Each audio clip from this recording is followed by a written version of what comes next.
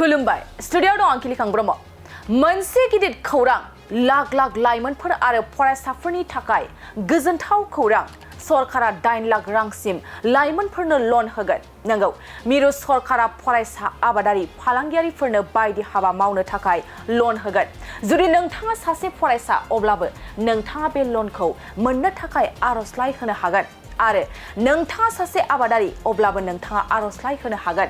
बेनि अनगायैबो जुदि नोंथाङा सासे फालांगियारि अब्लाबो नोंथाङा बे सरकारनि 9 लाख रांनि लननि थाखाय आर'जलाइखौ होनो हागोन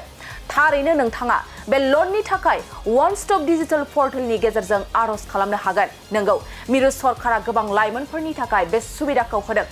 9 लाख रांनि लनखौ मोननो थाखाय नोंथाङा नोंथांनि आबुं फोरमायथिखौ आर'जलाइनि गेजेरजों होनांगोन आरो नोंथाङा बे लनखौ मोननो थाखाय माबोरै एप्लाइ खालामगोन गिबियाव नोंथाङा www.jansamrat.portal थांनांगोन बेनि उनाव नोंथाङा फरायनायनि थाखाय लन लानो सानदों अब्ला एडुकेशन लन अप्शनाव थांनांगोन बेनि उनाव नोंथाङा चेक एलिजिबिलिटी अप्शनाव क्लिक खालाम बेनि उनाव नोंथाङा नोंथांनि आबुं फोरमायथिखौ जमा होयो लोगोसे बेंकनि फोरमायथिफोरखौबो जमा खालामनांगोन